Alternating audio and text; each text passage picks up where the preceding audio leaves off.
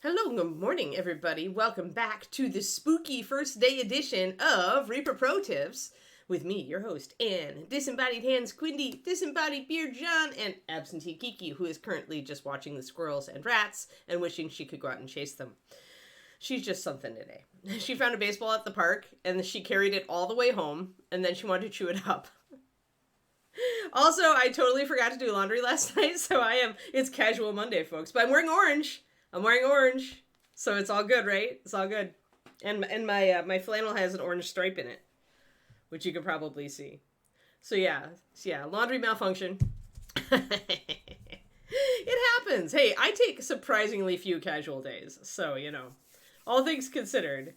Usually because actually my clothes do get me in, like, a state of mind. Like, your clothes can be a habit former, like a trigger, and so I use them that way, right? When I put on my Reaper shirt, it's time to Reaper go, and, when I take off my Reaper shirt, then it's time to relax and take Kiki for a walk, that kind of thing. So I'm constantly gaming my personal life, trying to figure out the right triggers at the right time to make everything in my life easier. Life hacks for the win, folks. It can it can totally be a thing. But yeah, so I'm excited. It's October, because October is one of my favorite months. I love the fall. Even though I would say out here, summer is probably my favorite season. In general, like if I had to just say across the world, fall is my favorite season. So yes, I'm happy that we are in fall. We're going to have a whole new miniatures lineup. I got everything washed last night, so I need to go over it for mold lines. I will be not on stream tomorrow. I had to reschedule a dentist appointment, and it's going to disrupt the stream, so I'm just going to do nope. I'm going to nope out of the stream tomorrow. And we will resume on Wednesday, and I believe that we are starting with Mouseling and Wraith. So we'll probably do the Wraith. We'll probably do glowy spooky Wraith. So that's my thought. It should be pretty easy. The Mouseling will be the more involved part, but Spooky Wraith will be very simple. Spooky glowy ghost things are actually much easier than you think. Yeah, exactly, Cornico. No, it's totally legit. It's like trigger habits. It's like little micro habits that you use to trigger a certain mindset because you do it every time. It's the same way I used to trigger myself to write, and I still can, by putting on headphones. Because I would always put on my headphones. We would go to some noisy bar, my writing group at the time, and I would sit down and it would be noisy, and so I would put in headphones and I would start writing. So now, like, it got to a point where I could put in headphones and instantly feel like I wanted to write. So it works. It really works. So take a look at your micro habits, folks. Like, think about introducing a micro habit that you do every time when you sit down to paint. Like, you sit down to paint, you put on this thing, or you do this thing, or you wear this thing, and then you start painting. And if you do that enough, then putting on that thing or taking up that thing or doing that thing is going to get you in the painting mindset immediately, and you won't have to fight with the muse. Anyway, onward. So yeah, it's casual Monday. But it's orange. Alrighty here. So we've got a witchy witch. Which way are we going? I think, well, we're muted for sure. So let's grab, do we have desert sand over here somewhere? We do. But we need to go darker with it if we're going to use it. So I think I want to get her bodice and her inside of her wrap, her skirt, done today. So let's grab this. Now, we could go more gray with it, or we could go more warm with it, or we could try to hit something somewhat in the middle. And so I don't actually have desert sand in my, desert stone, which is the darker version of this, in my palette. In my drawer here, but I do have the two colors that I used to mix to create desert stone. So if you don't have desert stone and you want a good kind of grayish, like more muted desert stone color, mixing leather brown and cloudy gray will give it to you. So essentially, if you think that most sand isn't this warm of a color, which is true, much sand is not, then you essentially, if you want to mute it, you just add in some gray. So that gives you that. And I could mute this a different way. This is like a kind of an orangey yellow brown. So orange, the complement is blue, and yellow is the complement is purple. So if I used an indigo, complementary. What are we doing? We're using a complementary color to be the base for our white. Did you notice what I did there? But anyway. So you could use an indigo to mute this, but it wouldn't mute it out as much. Yeah, I'm glad your paycheck got sorted out as well, Zachariah. I noticed. It's funny how you follow the news more when you know somebody that's affected by it directly. Which goes back to like the thing that I took a course on writing like kind of political like intrigue stuff and character development. And the writer who was giving the talk pointed out a very useful thing, which is that almost, not career politicians, but almost everyone who goes into politics does so out of a personal experience of injustice or of something that they feel like strongly about that needs to be righted, right? So when as a writer, when you create a politician character, you have to remember that the roots of that character, why did that character go into politics, right? What did they see that they just desperately felt needed to be changed for the better that drove them into that, right? So anyway, so it speaks to the personal thing.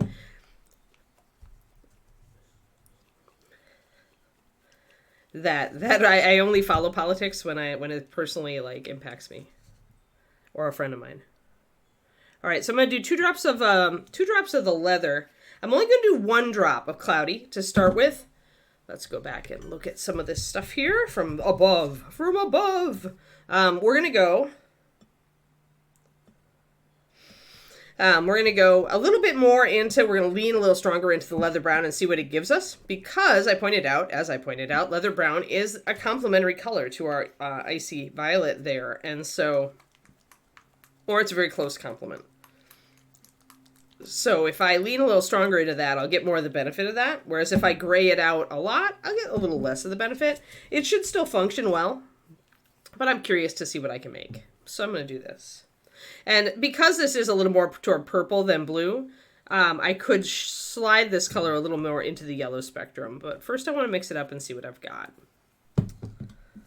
We're just trying to find a good base color. So that grays out that color. It makes it more of a natural sandy color. You see that?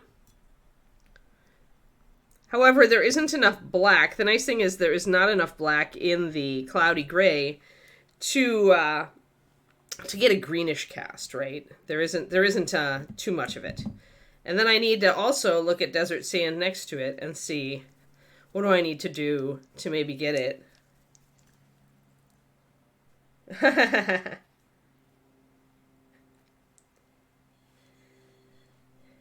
Yeah, see, I don't necessarily agree with that, but that, yeah, we'll stop the P word. We'll stop the P word, except for, paint. That P word we can use.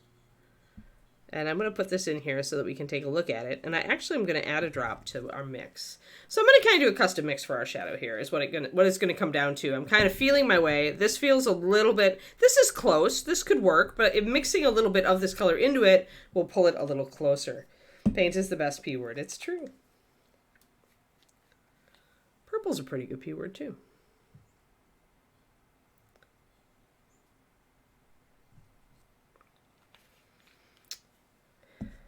But yeah, it's like leadership positions, right? Like, I wanted to join the board for the dog club because I really felt that I could make a positive difference there, right? So, when driven by the urge to make a positive difference, it's all good. All right, so I once again, I doubled up. I noticed that because my leather brown doesn't have a lot of coverage, some of the early MSPs are like that. But I essentially am just going to go a little thicker with it. I thinned it a bit much at the start. So I want to give myself a good solid base color. This actually looks great as far as a base for that. So I'm going to try it and see how it looks.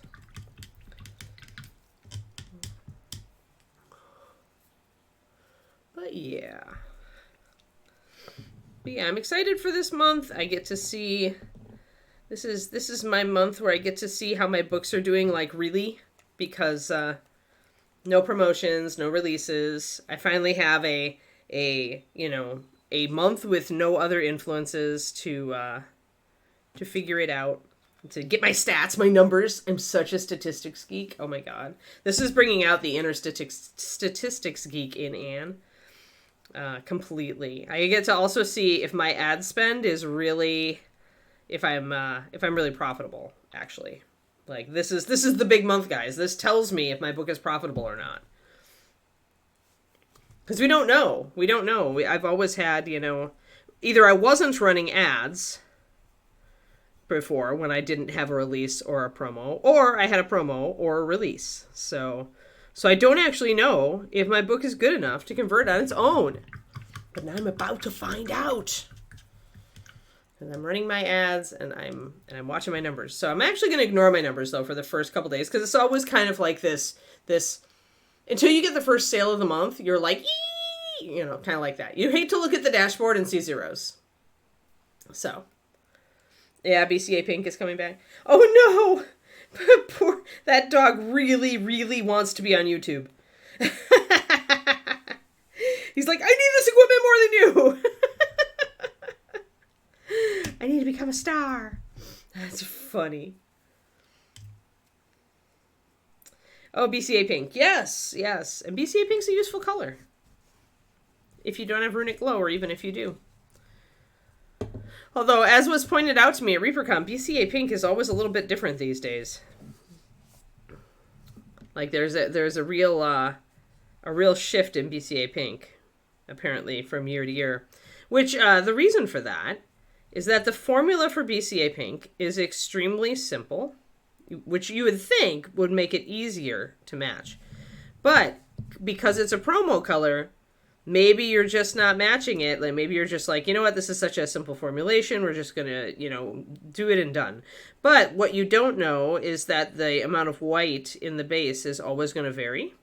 Because although they always have the amount within certain parameters, even a small amount of white, as you guys know, can change the look of a color. So if they're going fast and they're just trying to produce like the vast quantities of BCA Pink they need to put in your orders for free, and they're not checking too close, then they could easily, or if they just are like, this is close enough, because it's not an official color, right? It's a promo. I was never like that because I am anal. And if you didn't notice, anal, perfectionistic, and detail-oriented. And it makes me a great mini painter, and it makes me a good paint line designer, but does cost you time every once in a while. So if close is good enough is the attitude toward the BCA Pink, then you may get a slightly different BCA Pink. And that would be entirely because they're following the formula just fine. Yeah, right. Right, Zachariah. Some people don't like the different BCA Pinks. It's true. Oh, no. Little Fox is stealing the phone. That's awesome, Zachariah. That needs to be, like, all over the internet. I need to see that every day.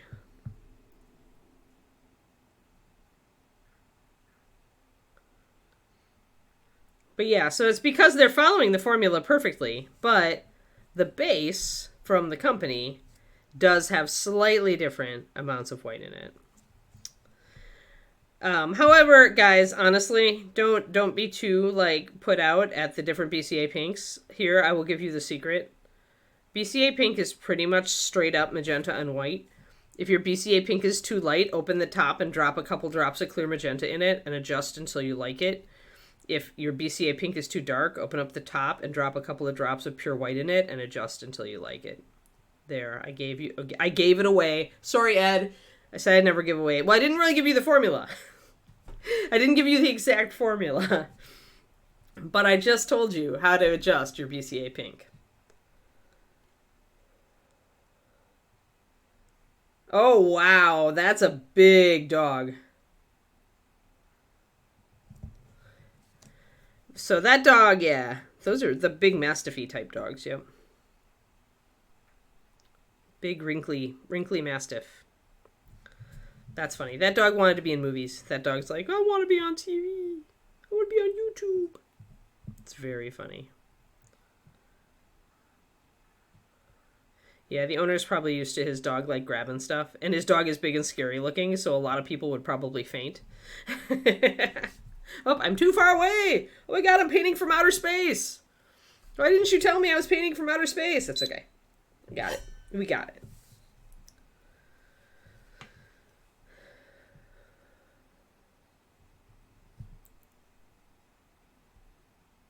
Unless they change the formulation, Hyper Bunny. But, I mean, changing the amount of magenta and white is going to, like, really change the color. And the more magenta is going to make it look more purpley. And less is going to make it look more pink. So, this is the thing.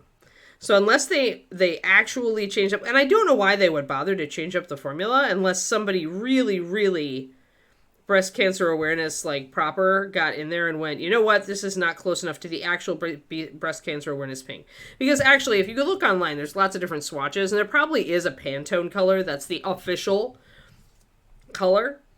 And I don't remember if was that stringent, because really it's just pink. I mean, but if you have somebody in there that's even more anal than me as far as that sort of thing, they may have changed the formula, although... It's such a simple formula, I would really feel like it's actually just the amount of white. You're pretty much doing a bucket of BCA every day during that promo. Like, you are doing a lot of BCA pink. You start out with tubs and tubs of it, many buckets, and then you do another, batch whenever they start to get low. Because you go through so many, so... It would be kind of weird to change the formula when it is so simple.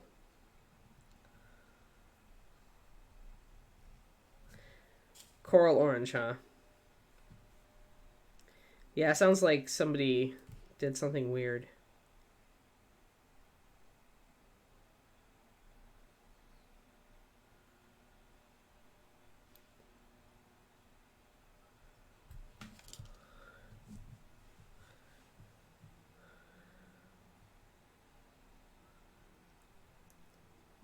Yep, that's a Patreon trick, too.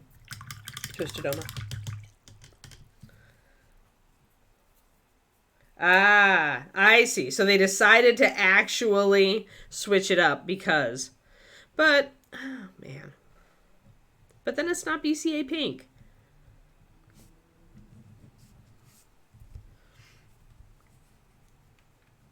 So then you're correct, Hyper Bunny, and they did it on purpose, but... Instead of making people happy, it annoyed them. It would annoy me too. If I wanted another bottle of BCA pink, and I ordered specifically to get BCA pink, and I didn't get BCA pink, like, seriously, I would be very annoyed.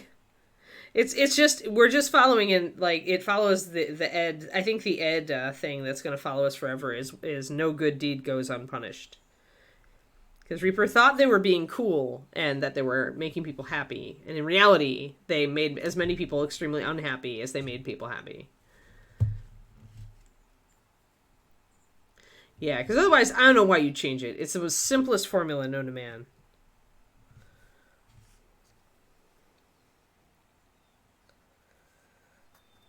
But, out there, somewhere, there are people who are happy that they got a different color. I don't know, I just never encounter any of them. Because it's just like, yeah, I don't know. If I were there, I would be like, if I were there in that meeting, I would be the Anne who is going, guys, you're going to make so many people unhappy if you do that, because some people are going to order specifically because they want another bottle of it. And it's not nearly as useful if you change the color. Frankly, BCA pink in its natural habitat, the real BCA pink. Now, you imposters, just go.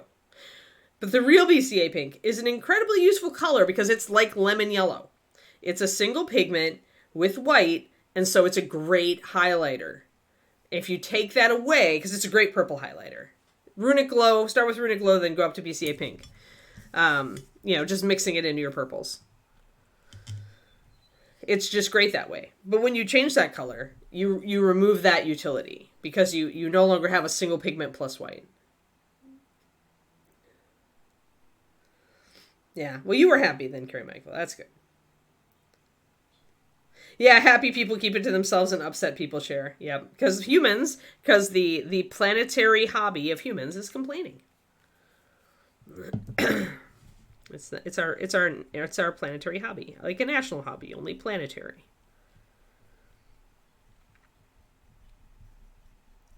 Because our critical brains tend to. I've been doing a deep dive into some psychology lately. But essentially, like our elemental brain, like our brain, our subconscious mind is like, this is great all the time. And our critical brain goes, this could be better. And so it's just like that war. And we all know that, right? Is our war between our subconscious and our conscious. And our conscious is not necessarily the good guy. This is what I'm learning. Yes. Well, squeaky wheel gets the grease, and just that's the way human brains tend to function. We pick out the things that aren't great yet, right? And we tend to like look past. It's why you never know what you got till it's gone is a human maxim, and it's like exactly hits the nail on the head. It's like so much in your life is probably like really good right now. Like it really is satisfying to you, and it's what you aim for a lot of things, and you hit a fair number of them, and you probably, but your conscious mind just looks at it and it's like, well, why don't I have this, right? This would make me happy. This would make me happy.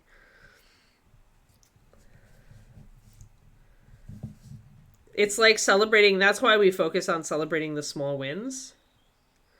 But it's also, the psych stuff I'm reading right now is very focused on like looking at the flaws and appreciating them too.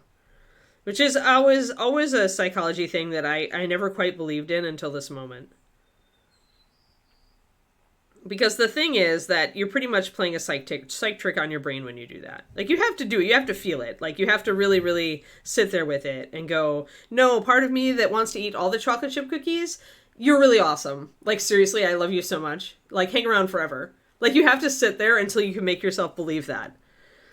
Like, but once you do, you free yourself up. So for you, it would be like, and the point is that if you don't free yourself up that way, you just feel guilty, right? Conscious mind just sits on you and goes, oh, you're a terrible person. How did you eat all four of those chocolate chip cookies? We're supposed to be losing weight. Oh, treat it like a sample. That makes sense. Right, but it's like hard to do, right, Zachariah? So in a painting context then, it would be like, you always mean to sit down to paint, but you never do. Or you often get distracted. And so you beat yourself up over it, conscious mind, being critical. Ooh, you beat yourself up over it, and you feel terrible, and you think you're a terrible person, and because then you're associating bad things with painting, you do it more. Like, some part of you doesn't want to sit down to paint. Like, but you got to just say, okay, some part of me that would rather go and binge watch whatever the heck you're binge watching right now. That part of me. Okay, I see you, that part of me. I see you binge watching Game of Thrones person. Like, I get it, right? And you know what? I love that part of me. I do. I agree. It's so awesome to sit and just binge watch this show. It's awesome.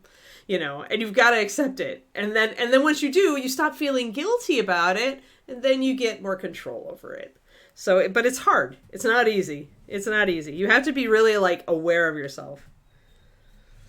Yeah, and it's tied to that, right? It's tied to that impulse, because what we're doing is we're unhappy, and so we're soothing ourselves by buying the thing and getting that endorphin hit. That's why it works. And eating the chocolate chip cookie, same. Why? When do I eat? When I'm stressed. What am I doing? I'm soothing myself because I'm stressed. I feel bad. I'm stressed, and so I need to do something to get that endorphin hit to counter that, and it's a chocolate chip cookie. Because chocolate chip cookies, come on.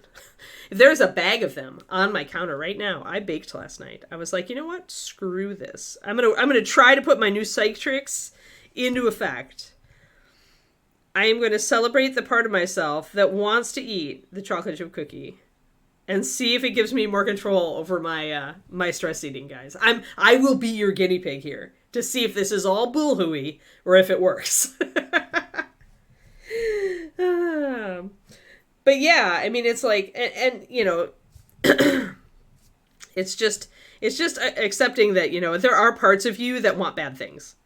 Like, absolutely. There are parts of you that want the things that are not good for you, right? Absolutely, absolutely. All 100%. So, me and my subconscious are going to have a get-together over celebrating the chocolate chip cookie. Maybe we'll also have a get-together over celebrating wanting to eat all the Halloween candy.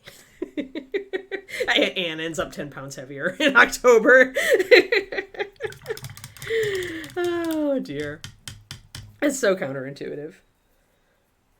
No, I'm trying to embrace the part of myself that wants to eat them all, Kerniko. I'm trying to get myself to love that part of me, that inner child that always felt like there were not enough cookies or I could not have enough because my parents would guilt me if I ate too many.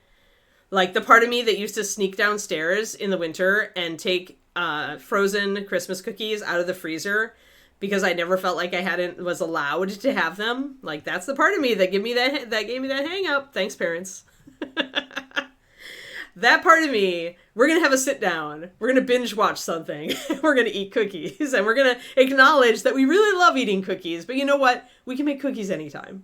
We really can. We're an adult now. We're not a kid. Like, seriously, you know, because it's that. It really is that. And you can look at it logically all day and it'll do no good to you, right? So essentially this approach that I'm reading about now essentially uses meditation, like to really focus on those things and like see where they're coming from and say, okay, I get you. I know where you're coming from, kid who wants to eat all the candy. And Halloween is the same thing. So, you know, I get it. So let's just celebrate that part of ourselves and like say, okay, we're good. I'm good with you. And then the guilt goes away and then you can like function. I suspect it will be much like dieting and losing weight and staying on a healthy diet where you have to be vigilant about it because, you know, our brain's going to want to backslide. You can't be with a psych thing for like 40 or 50 years of your life and not have, you know, not have your brain still sneak in and pull one on you every once in a while. But although, you know, the more brain science, because this is based on brain science, the more brain science I find out about this stuff, like, the more fascinating the brain is. But yeah, so the next time you skip painting and you let yourself get distracted by something else and you get frustrated with yourself, just stop. Acknowledge that there's a part of you that really likes the fact that you spent the evening doing something else and that it's not a reflection on you. You're not a bad person for not sitting down and wanting to paint. It's all right. It's okay. If you don't get the model done by Christmas for your parents, you know what? You're a good person. It's okay. You're not terrible. And even if you are terrible, like, just, it's you. It's part of you. Just accept it. It's all right. You're going to do it. Try to like derail it by starting in January to pay for Christmas next time. Right? Oh dear. Toffee apples. Oh, nice. Yeah, Hyperbini, thanks. But yeah, so I guess my takeaway from this is don't guilt yourself. If you really want to sit down and paint and you distract yourself a lot, don't guilt yourself about it. Accept that part of you just wanted to do something else and it's all right, and move on.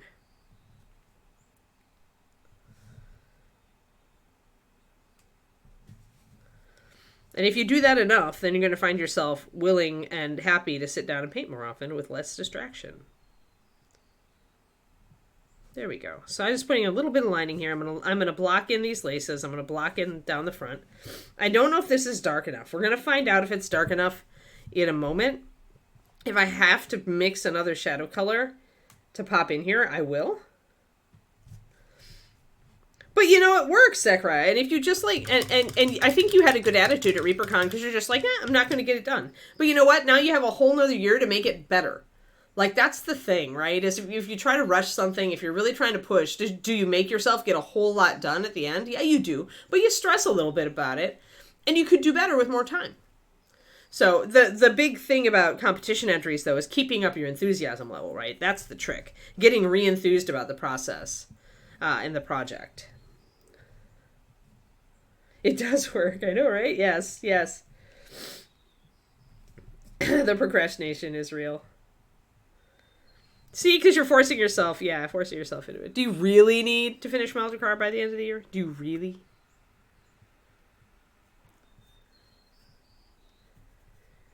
And this is, I think, the thing that convinces me that this approach is for reals, is that I can be avoiding a task, say, painting Maldekar.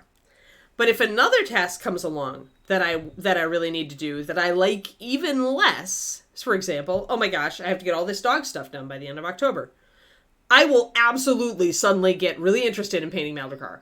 Like, absolutely will switch. So, our brains are weird, folks. Our brains are so weird. It helped you re-enthuse for real. Good. Exactly, Turgeon. I mean, I'm working on my Moonlight Minis competition piece now for next year, you know. And if I don't go next year, then for the next year, right? It's just, it takes the pressure off, right? Unless you just enjoy it. I mean, really, I'm much happier now that I actually don't paint. It's like I'm not painting anything for competition, but I'm painting everything for competition. Unless I purposefully set out to, like, paint something just quick and easy and not, you know, like Anubis. I just wanted to paint Anubis, and I didn't want to make him, like, super high quality competition level. But normally, when I paint, I do like to do my best. Like, I find it rewarding to do my best, unless I'm, like, seriously just want to knock a model out because I want to paint it really bad, and I want to get it done. And so for me, it's just like, I'm not even going to focus on painting for competition. I'm just going to say, do I want to paint this model? Okay, let's paint it. And if it turns out great, then it gets entered in a competition coming up, you know? And if I decide that I just want it done, then I paint it to that level and I put it in the display case and I'm done.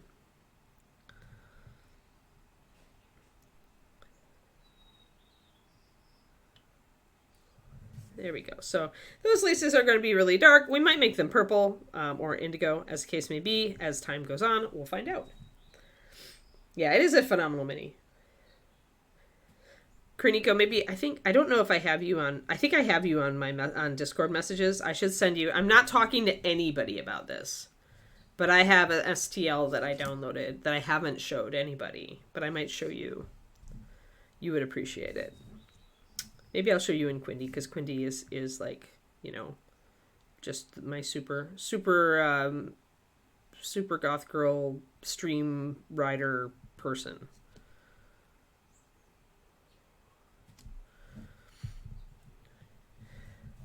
Quindy, you are all the gothiness that has dropped out of my life that I miss. You'll select surprise. Okay. It's a good official title. You'll take it. I mean, I used to go to goth clubs, dance clubs all the time. Goth industrial.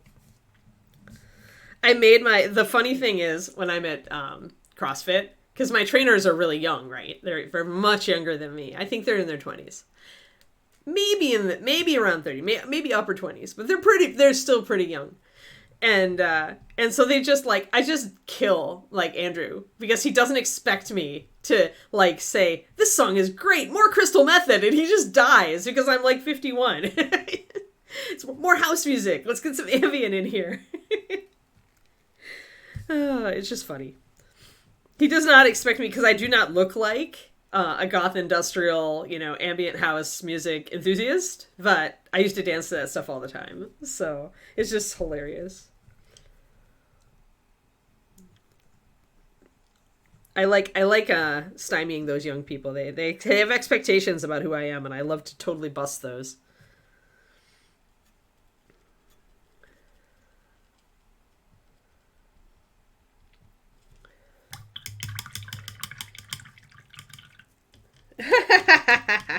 See, and I was the opposite. I always wanted to be a goth, but I wouldn't dye my hair because I liked my hair color. I could do the entire rest of the dress-up thing, and I did. Like fishnets and all, corsets and all, Combat boots and all, I was there. But, but the hair. I just couldn't bring myself to dye my hair black or red or purple or blue. Because I just I've always really liked my hair color and I just never wanted to change it. All right, so we've got a solid coat on here. I don't think we're missing anything. I think I'm just going to make that a shadow because it's right there between the boot and the leg. I don't know that I have really enough. Maybe just a little bit. We'll just put a little, because it'll put a barrier between the boot and the shadow there. I guess I can pop that in. All right, there, a little bit. Yep.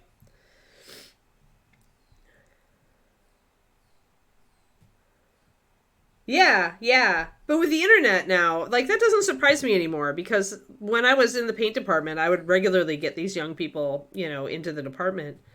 And they would be into they would get all my 80s jokes because it was the internet and reruns and just recycling culture is such a thing these days that they wouldn't necessarily be into my version of Teenage Mutant Ninja Turtles. They would be into the newer one, or they would have gotten into the newer one and then looked up all the old Teenage Mutant Ninja Turtles because they really liked it. So I find that there is less of a culture gap depending on the culture and depending on, the exact year of the person.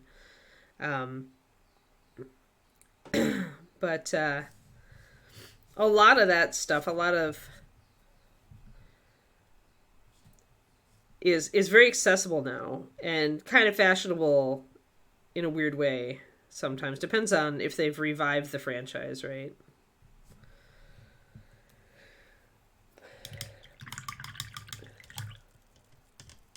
That's funny, Quindy. Yeah, they played Beastie Boys. They played Beastie Boys at my CrossFit last time. Yep.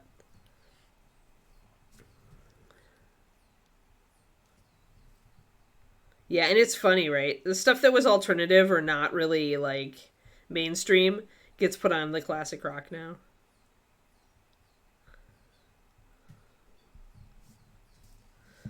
It's very amusing. Life continually amuses me. All right. Now, we are going to try to highlight this sucker with our desert sand first and then with pure white. We're going to see if it works. Yeah, Gen X. We are cool. We did have an awful lot of awesome stuff, during our, upbringing, awesome franchises that hit while we were kids and teenagers and college agers, so. Our culture was pretty awesome. There was also some crazy bad stuff. There were we don't even care about the Backstreet Boys. New Kids on the Block? No. Just no, guys. No. But yes, we did have a lot of good stuff. Shoulder pads, yeah, let's not go back there. Although I do like those fuzzy aerobics leg warmers. But just because they're funny and warm and I'm always cold. Yeah, right, Brezard, right. It is funny. Most of the time I'm amused at it. Every once in a while I'm horrified, depending on the thing. When Rick Astley became a meme, I honestly was horrified because I always disliked the music. But I have to admit that Rick rolling was a pretty darn funny thing. So I have to give in. I had to acknowledge Rick Astley and stop hating him because as a meme, it was okay. You can tell I was into alternative rock when I was in high school, although I still like Madonna. There were definitely mainstream 80s acts that I liked also, but I mostly liked Depeche Mode, Eraser, The Cure. I liked the bands that hit popularity around 1989. 1989 was my year. Yes, leg warmers are practical for certain things, yes. So I'm just going to try to hit these creases here and get the highlight in. And we'll just start bringing it up and see if it works well. And then see if we're dark enough. Because when you've got really dark colors on the model, like this dark purple that we've got going on here, it is really hard to make an objective assessment of whether this beige color is going to be a good shadow. We won't know until we bring this up to white. Yes, yes, he has embraced the meme. Hey, it could be worse. People could have totally forgotten him. Now he's legend. He will never die. Rickrolling will still be a thing in 2489 or something. Somebody out there will still know about it. Maybe we'll all be uploaded brains by that point.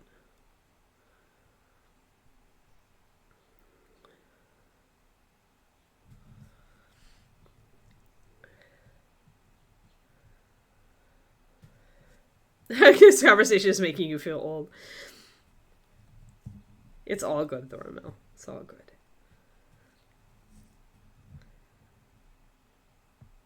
Just means you've seen more crap than the rest of us, and you have learned more as a result.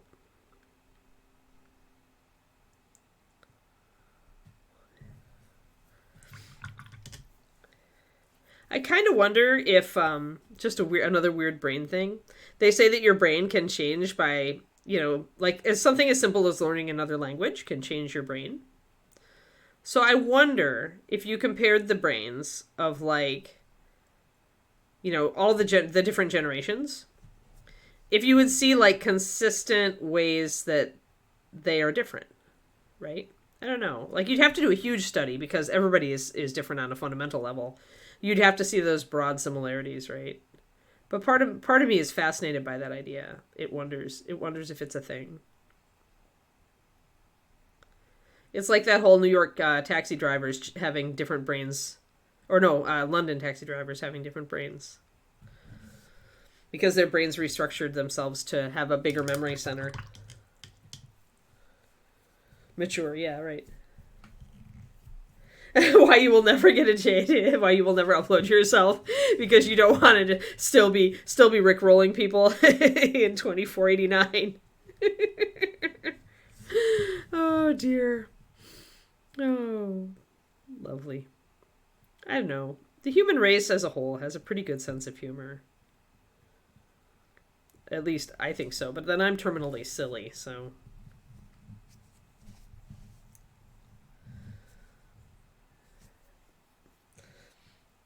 Well, every generation is like that, though, Crows. Every generation. I mean, Gen X was like that, too, thinking they discovered, look what hit when Gen X came around. Personal computers, right? And then you had the crazy smartphones for the next generation.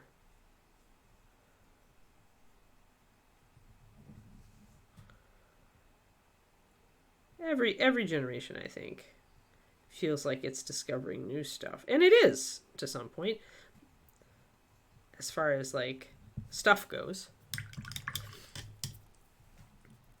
And at some point, one of these upcoming new generations, might discover the nature of the universe, the fundamental nature of the universe or something, And then they'd be righteously, like, going, yeah, we discovered the coolest thing. Sorry, everybody. You and your personal computers can't hold up to this.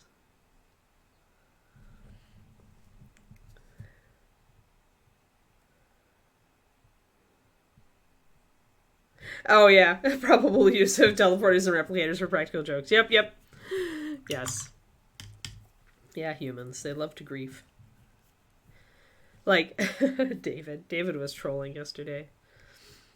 And I'm like, I hate it when you troll people. And then I looked at him and I said, actually, I love it when you troll people, but I really am horrified that you troll people in public.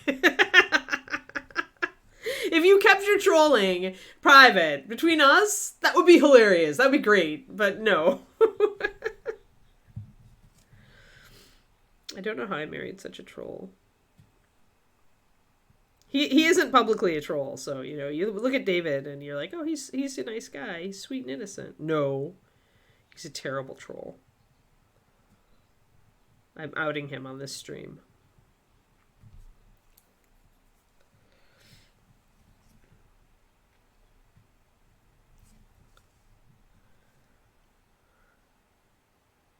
Yes. He's like a cringeworthy level of troll at times. That's why I don't play Overwatch with him anymore. His match chat, I just can't take it. I'm just like, no! Good luck, have fun, everybody! Positive vibes! And David's like, You know, if you should have done this instead of that, we wouldn't have lost that fight. Just no. Hey, Salami. Oh, yeah, I mean, technically it's a cape. It is a cape, because it goes all the way down. Although if it didn't go all the way down, lately I actually looked at making one of these recently, and they call them capelets. So like when I went on Ravelry, because I took up knitting last year, and I looked for this kind of design, it's called a capelet. So if it cut off and it didn't go all the way down and back, it's a capelet. Yes, I think capelet is cute. But some people call them button, like if there was a button here, it would be a button-up shawl. Stuff like that. So there's a couple different names you could probably toss on it. Oh, hey, Quindy, take your allergy pill. I'm going to have to close the window. I'm like, wait a minute. Why am I all sniffly? Ah! Oh, well, I closed it all the way. Woof! All right. Yeah. Yeah, capelet is cute. Hold on. Must deal with allergies. Ah! Oh, Kiki got excited when I got up to close the window. Apparently she's like, what happened? What's up, Keek? What's up? Are you want to come see the stream? You didn't come here in the morning. Yay, we have a Kiki, everybody. We have a Keeks. Good girl. All right, you can go now. Good girl. Yeah, we're still work. Still work. Yep. Good girl. This month it is technically acceptable to wear capes. There's our Cerberus. Yes, exactly. All right, so I think it's working here really well. So we're going to bring it up. Yes, a very brief Kiki appearance. I'm going to drop a little bit of water into my desert sand because I'm having a little bit of trouble getting it to blend nicely.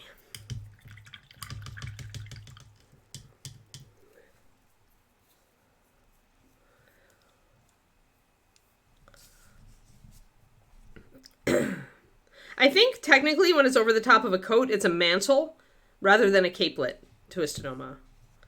But who knows, right? I'm just like summoning little particuloids of information that may or may not be true out of my memory. All right, so I wanted, because I was going over the chest area, I wanted to be able to blend a little bit better, so I thinned it a little bit more. I can also glaze if I want to. Oh, meeting time. Bye, Crowley. Wow, early meeting. Suck. We'll miss you. Yeah, me neither, Twistoma. I looked it up because we had a miniature that had a mantle. We looked it up, and so we found out about mantles. But then I looked up capelets because I wanted a capelet. I wanted to knit a capelet. Oh, I found the coolest capelet. Okay. I never, like, in a million years would I probably be actually able to do this, but let's see if I can find it. You guys will love it. And Korniko will love it the most, but it looks like it's so annoying, Korniko. Hold on, let me find it. I'm going to do a search and see if it comes up. It's got to be one of the most popular capelets.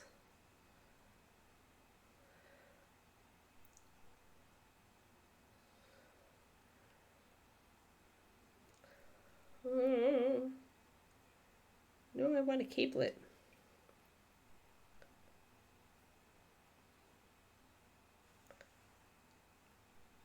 Patterns. Search results for capelet. I'm trying to get like all the...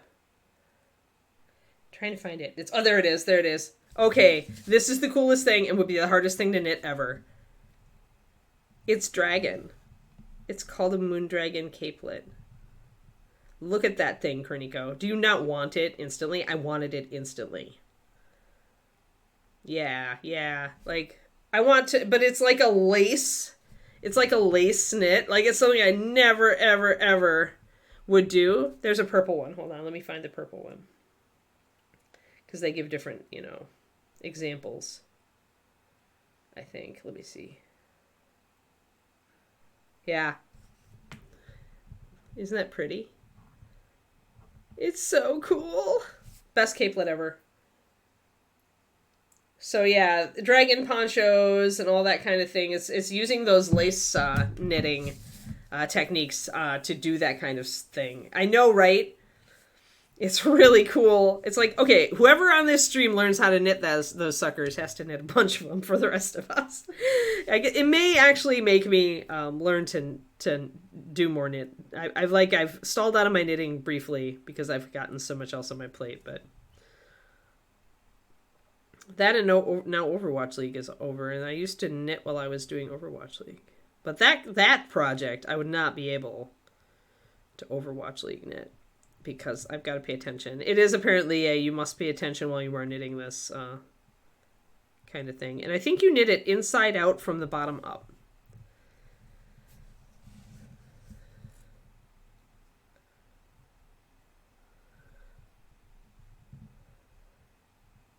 Oh, nice, Skerniko. Cool. Yeah, I'd like to try to knit it, but I feel like I need to learn... Like, I don't even know how to do cables yet. I need to learn some of that stuff first, because I do like the look of the cables. I think cables are probably the next thing I need to learn. So I'm just going to do some highlighting here. I've got a lot of wrinkles here.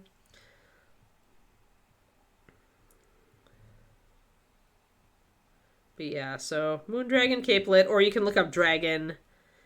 If you just look up Dragon, there's probably a bunch of Dragon scale pattern type stuff on Ravelry. But I love that Moondragon. It looks so good.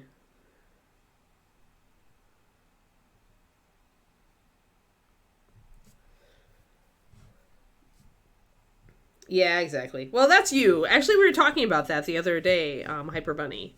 You learn like David learns. That's the way you guys learn. Because David and I were talking about this regarding 3D sculpting. Like, he would have done the beginning tutorial that I did, and then he would have just, like, run off and just messed around with crap. But that approach actually frustrates me because inevitably it leaves holes in my knowledge structure. And I don't like holes. So I am the one who is more likely, at least when I'm in full possession of my patience, which I am with 3D sculpting because I know it's going to be hard, I am more likely to want to take a couple more tutorials so that I feel like I have a well-rounded knowledge base. I feel like my knowledge base right now is very limited with 3D sculpting. So...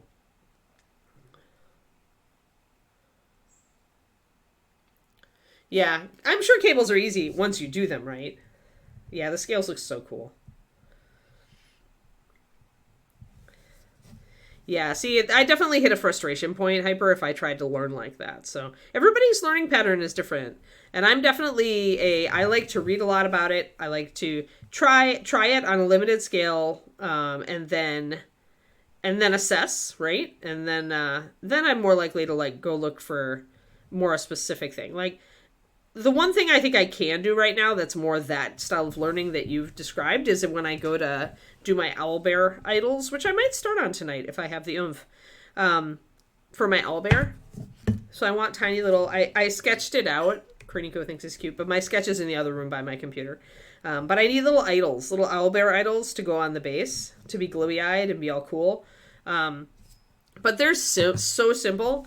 and the look of them fits the skill set I already have. So there, I feel like I could go in to Nomad, and I could sculpt myself an owlbear idol, and I think I would be able to do it pretty well. Tinsel wool for SSC. That is pretty crazy. But yeah, but everybody's got, like, David definitely learns like you do, Hyper. David is definitely the whole, okay, I've taken a basic tutorial, I now know how to basically do this, and now I will just screw around until I get it, right? And I'll look up every little bit that doesn't work. And it's funny because with mini painting, well, the problem with, I bootstrapped with mini painting because I had to. YouTube wasn't a thing. You know, I had no resources. I had nobody close to me until a certain point in my development that also painted. At least at the level I was looking to hit.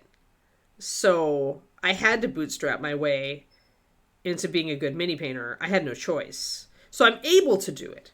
But I don't find... I still remember, though, the frustration that I had when I was trying to learn layering and NMM, and it took me a very long time to learn those things on my own. So yeah, I tend not to learn that way very well. I tend to get because once my frustration level hits a certain point, I'm just noping out. Like, I'm like, I could be doing something I could be enjoying a lot more.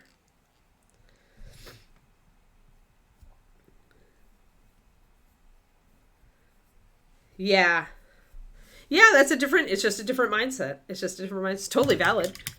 Like, David is a great painter, and I'm sure that, like, with the knitting stuff, like, you're like, your way works great for you. I don't know if it would work great for me. But I'm also, one thing about knitting is I'm not afraid to make mistakes and just leave them there. Like, I feel like it's like my initial miniatures. I don't mind seeing the lumps. So I have a couple of mistakes in my shawl that I finished, but I was just okay. I wasn't going to unravel it and do it again.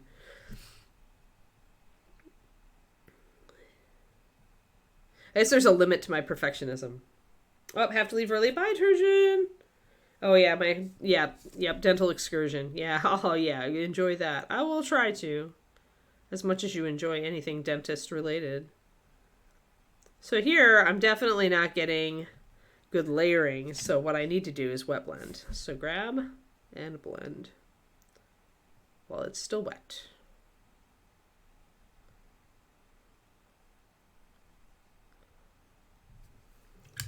And then take a damp brush and kind of blend in that edge.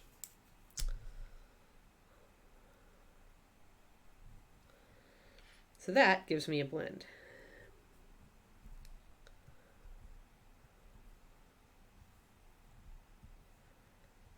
Is there a knitting? Yeah, what I've been doing, Richard. The really simple crap. The really simple crap and leaving your mistakes in because nobody's really going to look at it that close to notice. That would be my teal shawl, my teal color shifting shawl that I did. That would be gaming quality.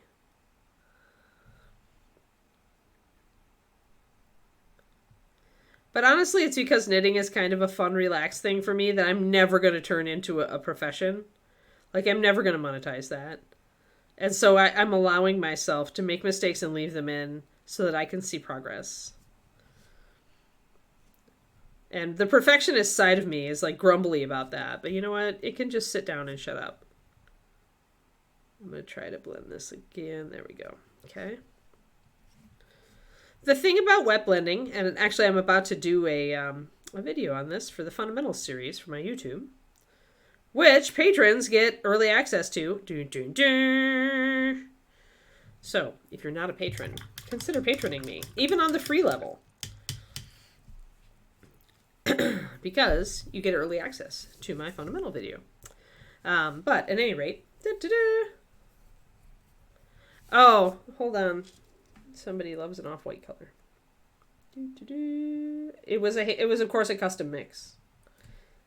But it was a pretty easy custom mix. So yeah, I wanted to do, we'll still do orange on the pumpkin and the kitty will still be black, but I wanted to do something different for her. So I introduced the white and the lighter purple. I'm glad you like it, Fatherwind. So Richard, this is, I was mentioning, since we're using desert sand for the highlight, what this is kind of using desert stone for the shadow, but because I did not actually have desert stone in my drawer over here, but I had the colors I used to originally mix it. So the way that you mix this shadow color and the way that you mix desert stone is essentially, desert stone is a 50-50 mix of these two things. With this one, I wanted to go a bit warmer because this is a complementary color to this icy violet. And so I did 2 to 1. So 2 drops leather brown, 1 drop cloudy gray. And then we're highlighting up with desert sand. And I had desert sand right here next to it so that I could be comparing the two and saying, yes, this is a good highlight for that. I could visually double check myself. Yeah, right. Nobody, monetizing knitting, you would have to, you'd have to be so fast. Because it just takes you so much time, and yarn is expensive. Anything hand knitted is just, you're going to have to sell it for such a high price, you're never going to sell it. And plus, machines can knit. So, yeah, it just seems like no. Yeah, and you're right. It's like, where does the fun go, right? I mean, it is. I mean, I talk on here a lot about how I have a hard time sometimes, or have had a hard time, keeping the fun in my painting when I also do it for a living. No, not yet. Osirian sand could be used technically as a highlight for this, but you probably actually would be better off with bleached linen. Let's see if I can find my bleached linen or if it's hiding. No, not that one. Yeah. Because this is grayed out, and Osirian sand is not gray, you would be better off using bleached linen, 9436, as your final highlight. And it's probably what I will do. Because bleached linen, just like these colors, has gray and the tan in it.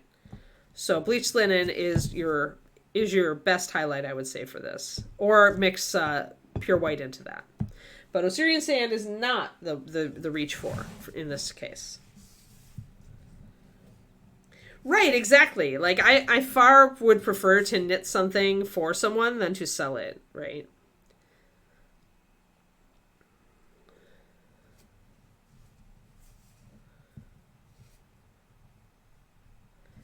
Yeah, crafting is expensive and time-consuming. We do it because we love it, and it rewards us and gives us zen time with our brains, makes our brains happy.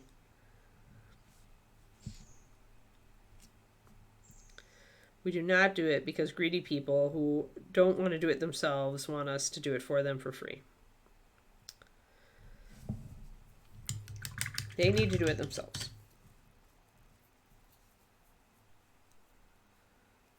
Yeah. Yeah, Thormel, that's frustrating. They usually shut up and stop talking to me when I look at them and say my prices start at $250 a model, and that's not negotiable. And they're like all affronted and like, it's a ripoff, blah, blah, blah, blah, blah. When you break it down hourly, sometimes you can get them to understand, but they usually don't want to understand, so then it's a waste of time.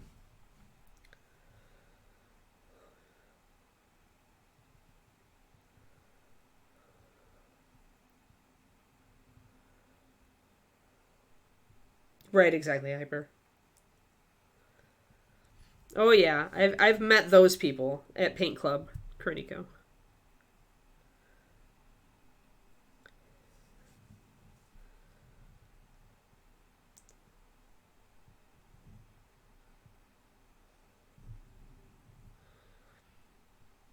And that's it's not just an American malfunction either.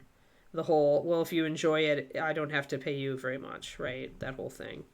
Sadly, it's a bit of a worldwide malady at this point.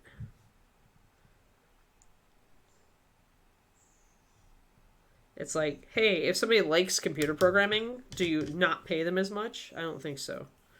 It's kind of annoying. Okay, it's really annoying. If there's a doctor who really likes being a doctor, are you not going to pay them as much? Yeah, it's like, sigh.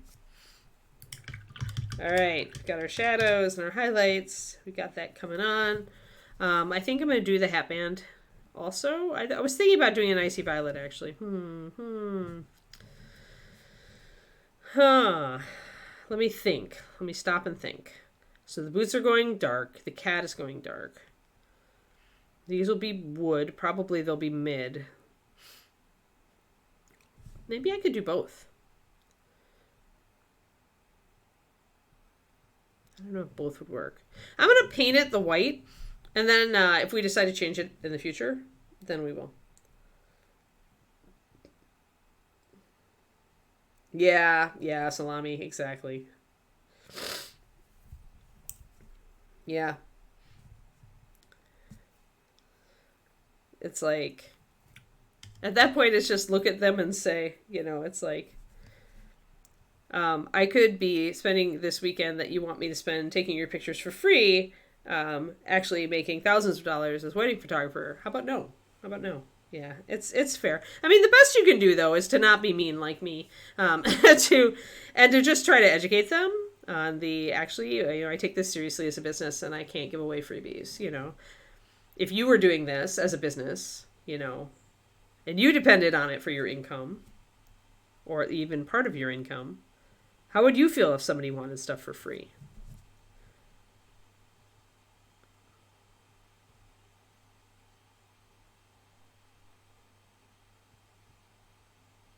Which is why, like, before I ask my mother-in-law if she wants to proofread my book 3, it's going to be, and if you would like me to pay you something for that, I would happily do so, right?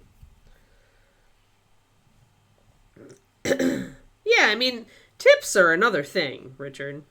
But if they asked you to paint an army for them and didn't want to, like, give you any money for it. I mean, I went through a phase where I did that for somebody at my local paint club when I was still learning. Because I really wanted to paint the model. And I didn't want to buy it myself. But then he expected me to paint more of his stuff, and I was like, nope. Because he wasn't even willing to pay me $25 to paint, like, a mounted figure, and I was like, nope. He was very much skinflint type of personality. It's like, I enjoyed painting your general, but that's all you're going to get out of me. Here's a present. It is a present because you are a friend.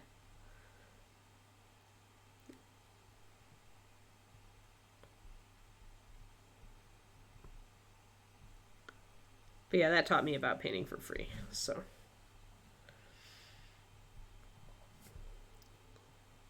Right, if you want to paint, exactly. Right, exactly, Hyper. That's the way to do it. When you really want to paint the model, but you don't want to buy it for yourself, you really don't want to own it, but you'd love to paint it, and it's for a friend. As long as they don't, like, start expecting that from you, then that's good. You always got to kind of keep an eye on it sometimes. Some people would never take advantage, and others definitely would. All right, so I've got that nice highlight coming up there, and I'll get up here now. Oh, good. Yay, I'm good, Kerniko, because for a while, you had very whiny players. And maybe you've educated them enough now. Hopefully. Yeah, I feel like the white is a better call for the hat band than the purple. We'll see. Because the purple is so strong. And also the purple is closer to the hat than the white, so I feel like it's white. or like one layer of airbrushing. Yeah, I know, right? You couldn't. You'd have to like charge thousands of dollars to paint an army. I did the math on how much time, and one person once asked me how much it would cost to have me paint an army for them. And I pretty much did all the math and said $13,000, and that's a deal. And they went, oh, yeah. And it was a friend, but I'm like, come on, you're a professional painter. You should understand this.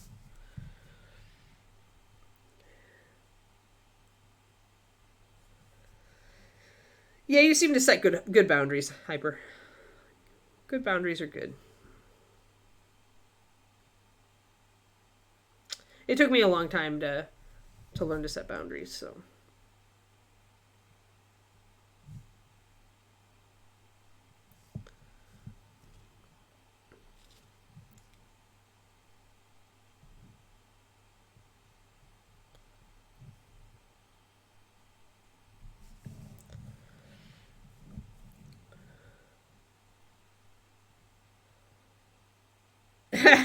Nice, Kerniko, nice.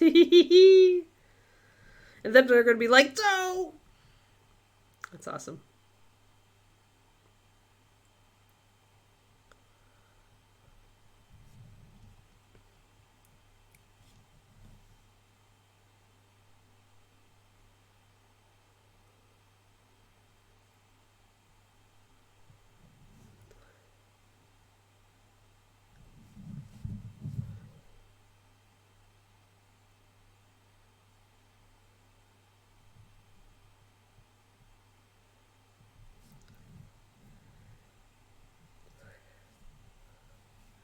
But yeah, boundaries are good when you're doing what you love, but there's like, you're doing it for free for someone else. It's good to keep in mind the pitfalls that can come up, even with the nicest people.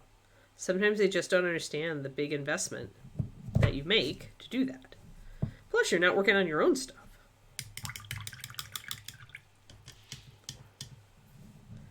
Exposure is worth it. Like once, maybe twice. With Reaper, often it's like people like the exposure, but they also just like Reaper. And if you are a starting up painter, it is worth it. It is worth it to paint for, maybe not as much as like you might ask otherwise for a company. If you like the company, you enjoy doing the work, and it is benefiting you in making a name for yourself. I would argue that if you're still in chat, Carrie Michael, it's been beneficial for you because I feel like your name is really getting out there now due to a lot of the painting for companies you've been doing. And of course, painting fantastic models doesn't hurt. Because once you get to a certain point, you don't even need to paint for the companies anymore. You have a certain amount of momentum, of velocity, but you have to get up there. It's kind of like, in a weird way, it is like advertising. It's if you are trying to be like a professional mini painter, if you actually want to leverage this and become a name in the business, then that's a different thing, right? That's a totally different thing.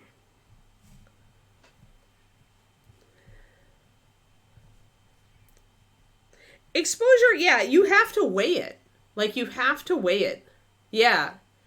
You like the Reaper community. Yeah, you love the Reaper community, so you want to paint stuff we can all enjoy. Plus, I think you've done some work for Jim, right? At Dark Sword.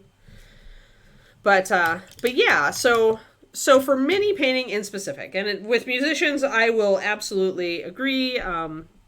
Musicians tend to be taken advantage of a lot. I think they need to watch it a bit more, maybe. But with mini painting, if you want to become a name in the business and be able to ask for more in your commissions and stuff, which is usually where you're making your money, honestly, guys, having done it, unless a lot has changed in the years intervening, what you do is you put your stuff out there, and maybe you don't make as much as you would like to, but that nets you people who approach you to do commissions, and at least a few of those people are willing to pay what you're worth. So, in a weird way, it's like, I'm able to, I joke to David and to other people that, like, being a writer is just like starting up my Patreon. Like, starting up as a writer is like starting up my Patreon, except I have much better advertising opportunities. So, your advertising opportunities in the mini painting community is painting for, companies. That's how you get visibility. That's how you get your name. The other thing you can do is to do a lot of work, really good work, and put it up on Instagram, Putty and Paint, But that may take a little longer, and you're also shouting into a void where a ton of people are putting up amazing stuff. So, but yeah. So you kind of like... It's going to be hard either way. Like, when you're an artist, no matter what kind of artist you are, and you're trying to get visibility,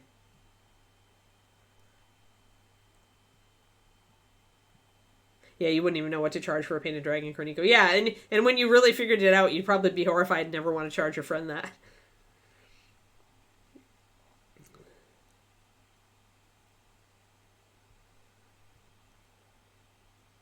If he can paint fast enough at $15 a model for a squad, Hyper, I mean, there is the whole thing, get them hooked and then raise your prices a little, you creep them up a little bit at a time. Now it's $20 a model. And if you lose your client, then you lose your client. So I guess that that is a tactic.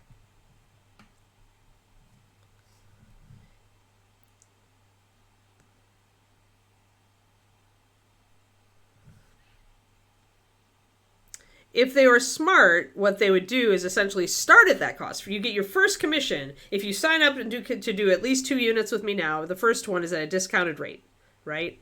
The second one, you pay more of a rate that I feel is, maybe you pay $25 a model. But you get that first, it depends on how you want to build your business and what you want to build it on and what your strategy is. And there's as many strategies as there are people. Dark Sword Goblins, yep. Right, exactly, Richard. And that's the hard part, right? Is figuring out what's what.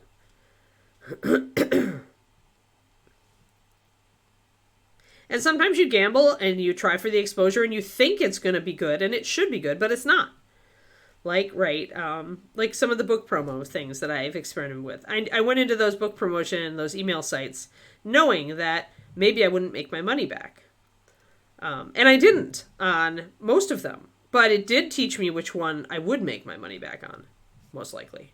And it also taught me things like, targeting fantasy genre instead of young adult is probably more effective for me. So at that point, I'm paying to learn, right? And the same with the Amazon ads. And so then it's whether you put value in that kind of process and whether it's for you or not. Some people wouldn't want to do that. They'd much rather not go into it with that mindset. That's not the way that they tend to conduct their business. For me, it works for me. It works for me. I'm willing to take a hit to the finances, a small hit, in order to learn what actually will work for me.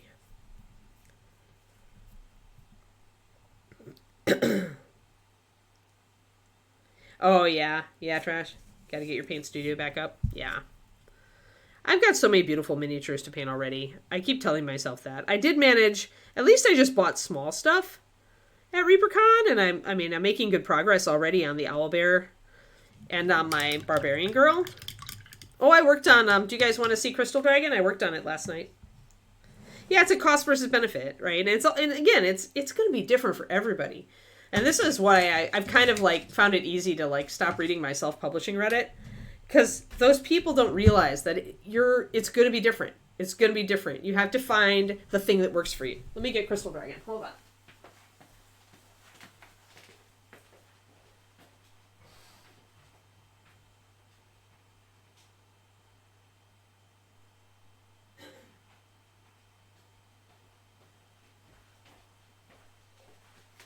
All right. And again, this isn't going to show great because teal. The cameras hate teal. Hold on, let me. Boop. Okay. So now, and you can see the green a bit. So I've introduced little bits of the green into other scales now. You can see the green there. And I started doing all of these guys. You can see I brought in more shading. Yeah, the teeth are the only non-crystal part of the dragon, so I wanted them to stand out. And I'm going to highlight them a bit more. So here you can see more all of the different crystal faceting that I did. You can see the green is coming up on the high. And I've got all this stuff coming in here. And you can see the shading coming in on this side. So if you look at it straight on, you can see the highlights, right? All the highlights are this lighter, greener part. And then you've got the shadows that are coming in on the side. I love this dragon bust. And this is an STL. So if you've got a 3D printer or a friend with a 3D printer who really likes you, I would make armor out of him.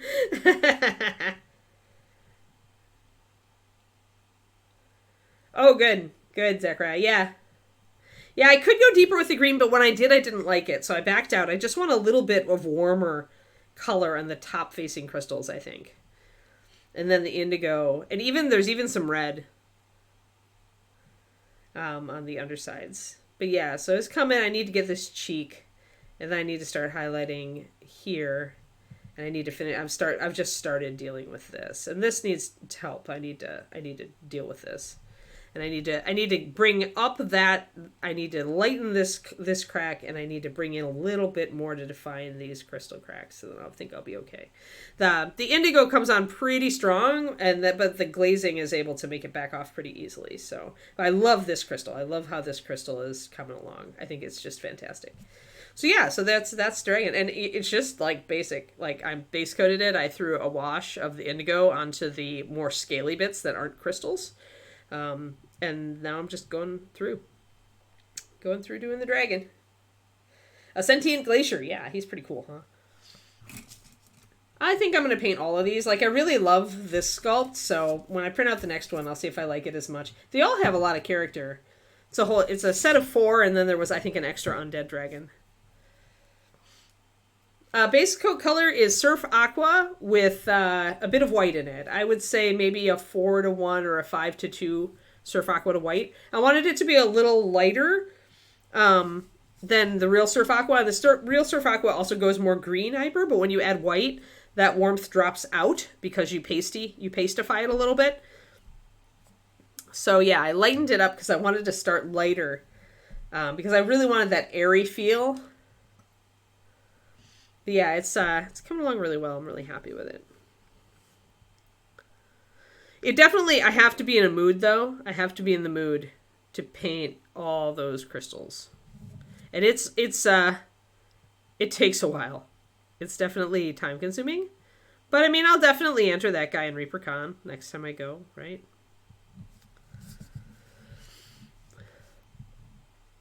He'll definitely show up.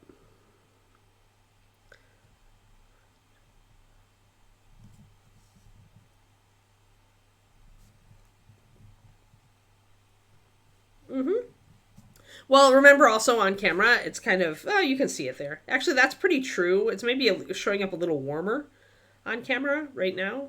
But yeah, it's a Surf Aqua plus white. Surf Aqua is a really useful color for highlighting blues. Try to highlight ultramarine blue with it sometime. That's a really nice color. But yeah, it's also... I tried to explain when I put it down that when David was like, that color? He didn't like it. It's just funny because he loves turquoise. But I was like, I can go up or down from this. I can warm it up to green or I can drop it down to indigo and it's going to work, right? And now that he sees it, he really likes it. But he just didn't... The way that I base coat and paint is so alien to his process because he blocks in all his light and shadow and mid all in one bit. All in the beginning. He's like, boom! He just hits it all. And I don't. I start with a mid, and then I raise and lower. And it's just my process. It's the way that I enjoy painting. And it's very different from the way that he does. So he looks at my beginnings, and he's just like, meh? And then he's like, oh, that kind of thing. I have become more conscious of light sourcing since I started dating him. Since I married him. But it started when we were dating. So he has done that for me, and I definitely have imbued in him more of a appreciation of like a really natural, like going for naturalism in a paint job, because his work has definitely gone that way recently. So he's embracing more naturalistic textures and shading and stuff, and it's really nice.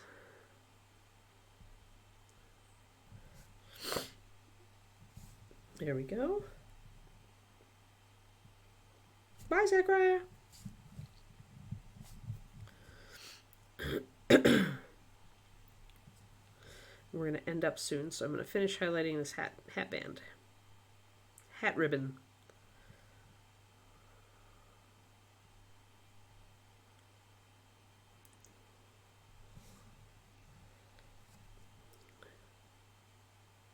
Although we technically have one more step to do because we haven't brought it up to bleached linen. But we'll do that next time, maybe.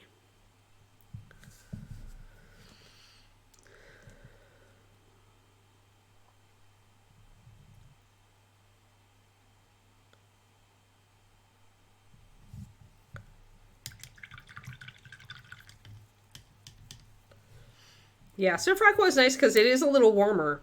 And since your highlights on blue do tend to go warmer naturally in our yellowy white sunlight, it can be a really effective highlight. I used it for Lizardmen once and really fell in love with it, and that's why I decided to use it here. Although my blue is very different here. My blue is actually a mix of... I'm using the Magic, guys. The blue is actually a mix of Surf Aqua and a very, very red purple. And it turns blue because of the interaction between the magenta pigment and the phthalocyanine pigment with the green. So it turns into that indigo color because of the red and the purple being outside of that. So the blues are actually not blue in that model. I am not using any blue to paint this model. Zero blue. It's the color shifting magic. I figured it would be an appropriate model to do that on. Usually I don't like using the chemical blue because, what I call the chemical blue, because it doesn't, it's very fugitive. It's very, fugitive is the wrong word, but it doesn't have a lot of strength to it, but that makes it an okay glaze. So for shading on this, it actually works.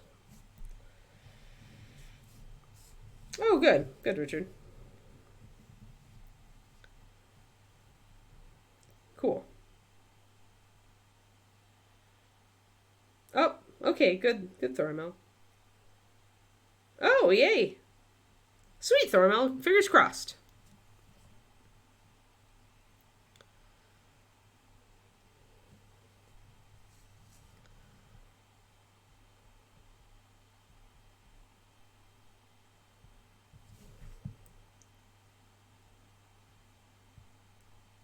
Almost got this together. So yeah, just a reminder, I will not be on tomorrow. I'll be dentisting. But we'll be back Wednesday. We'll be working on Mouseling, Reapercon Mouseling, the Mouseling undead war hunter with the Wraith, Mouseling Wraith.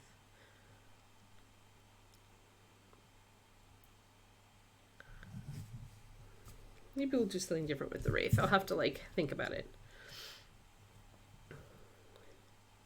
I think we'll do a color transition for sure. I haven't decided exactly how.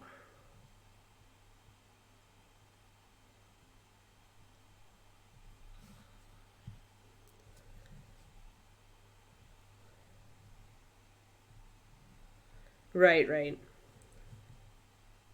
Yeah, for sure. Yeah. I wasn't at all interested. My ex had a PLA printer, and he did some funky looking stuff, but it always just reminds me of Minecraft. Because of the texture.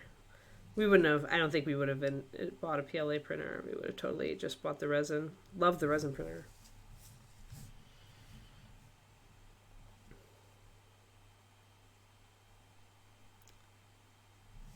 Alrighty. Boop. Yeah, I think the white hat band was the way to go. Yeah, especially because the ribbon comes down. That puts some white on the back of the model next to this cape. Yes, it was dentist. Oh, Pendrake has pinged us. Ping Drake. Yeah, I like that I wanted to do the white. I wanted to get the white in. Now I feel like we can go back in and we can do the black and the black kitty. And maybe we'll give the black kitty a white chest so it shows up against the boot here. So we need to do something to separate the kitty and the boot. So a white chest would work. And maybe a little white snout, little white mouth. We'll see. But yeah, I like to do white markings on my Halloween kitties. I think it just makes them happier. So coming along, and then we'll start introducing orange.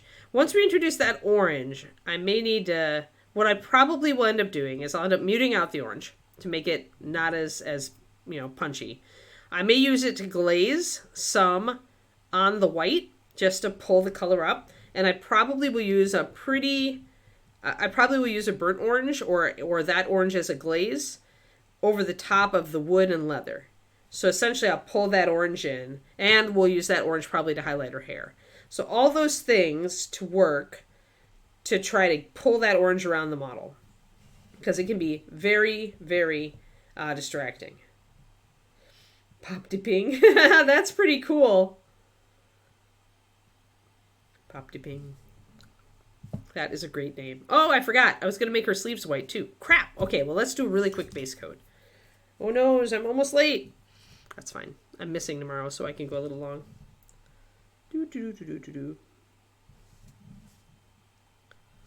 yeah, she's definitely more of a good witch type, but that's fine. That's the kind of witch that gives you candy instead of fruit, right?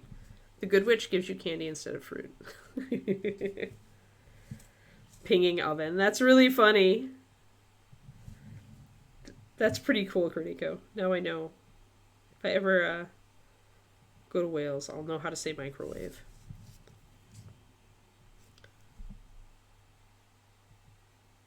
And nothing else.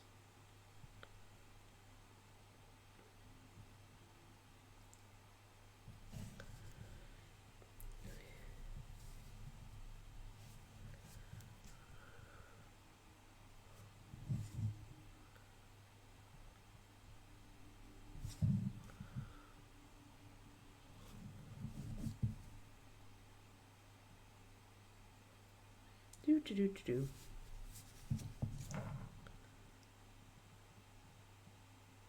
Yeah, I was worried about getting the right white on this, and I think this is the right choice.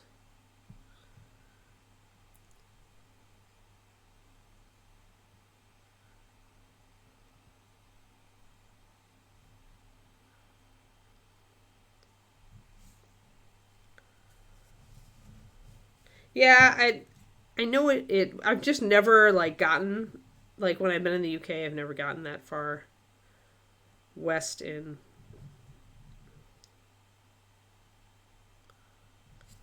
my travels. Didn't get out west in Ireland either.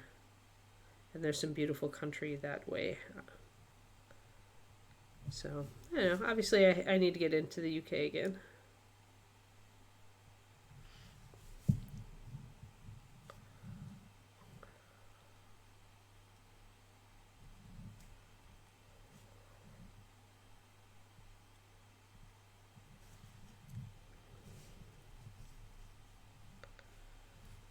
Oh, really? So busy? Because everybody wants to go there. That's too bad.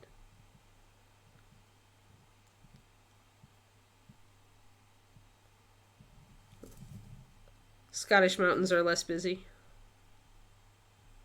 Is that because, like, that's what people go to Wales to do? To hike in the mountains?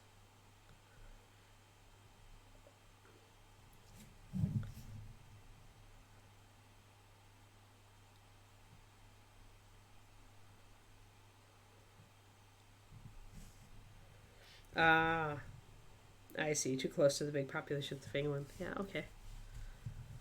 Fair, fair.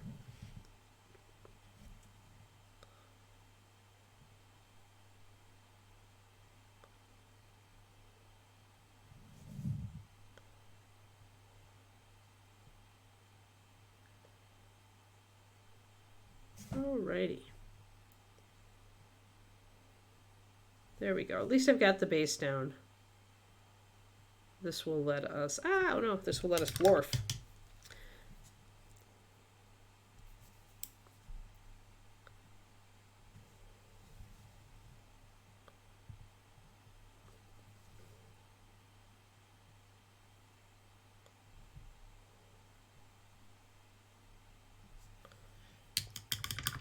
Yep, Blorf. Oh, I need to drop you an email, Trash, to see if I can get you to do a larger Blorf graphic for me. Fully willing to reimburse you for your time. I need to put that on my list. To-dos. I've got a lot of to-dos today. But I'll try to get it on my list this week.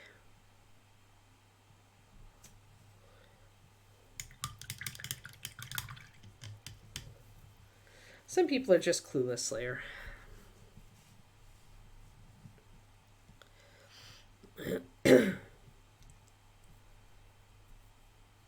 Oh, yeah, yeah.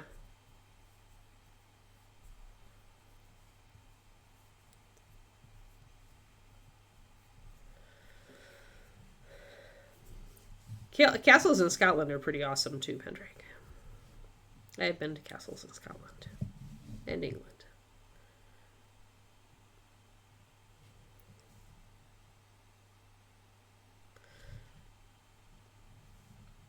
I wish smartphones had been a thing when I went to Scotland with my family, because I wish I still had... I took a picture, but it was like just a picture on a regular old camera, so gosh knows where it is or if it ever exists anymore. But I climbed way, way, way up on... Oh, where is it? It's like a hill kind of opposite the city where you can see like up the high street up to the castle. And it was like it had rained just like a few seconds ago, and then the sun broke out and it just like hit the castle and the street. And I could get a great photograph of it, and that image is still in my head. But I've lost the photograph long ago. If I had had my phone, it would be one of my photos that I would have kept on my phone. Maybe there's a monument or something up there. I remember that I was hiking to on purpose. It's been years. I did this when I was like still in college. So yeah, okay, Carlton Hill then. Yeah, so you get that wonderful view, and I just sat right after the rain. I got that great, like, on the sunlight on the wet, all the wet pavements of the street just lit up gold. It was really great. I really enjoyed Edinburgh a lot. I really like the castle too.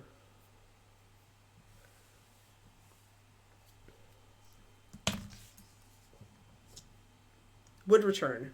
10 out of 10. The one thing I didn't hike and I wanted to was the hill next to the palace. The stag, was it Stag's Head? I don't remember. It doesn't take, actually, Pendrake, it's not that expensive. If you you can get some good deals if you look in early spring and if you bring rain gear. Because it is rainy, and it's colder. But I used to be able to get really good deals. I always went in like March. Arthur's Seat, yeah. The big hill next to the palace, yeah.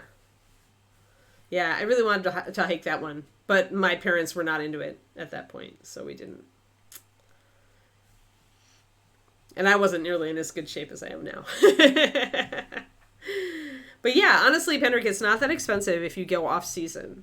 Like, not that.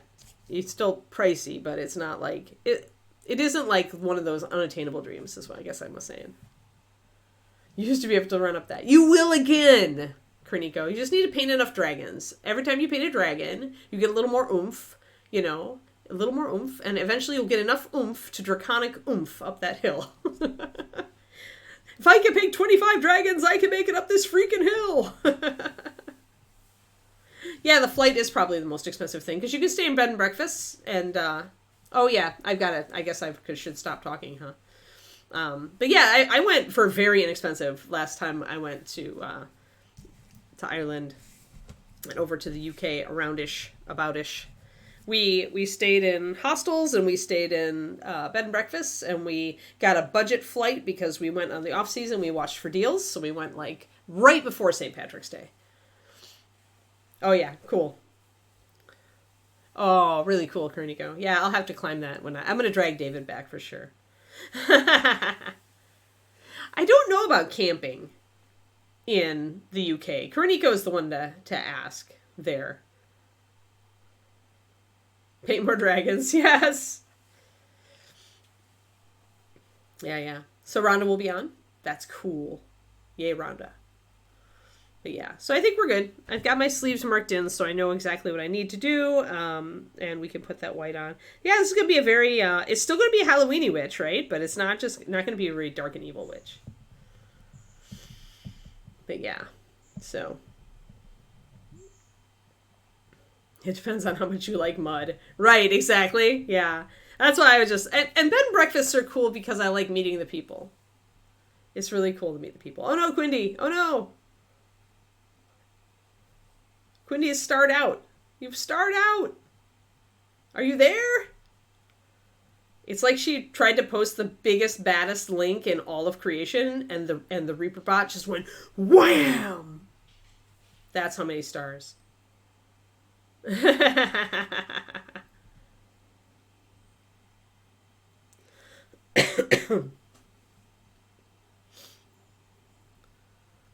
Alrighty. It might have been witch. It was an F. It was an F in Quindy's chat.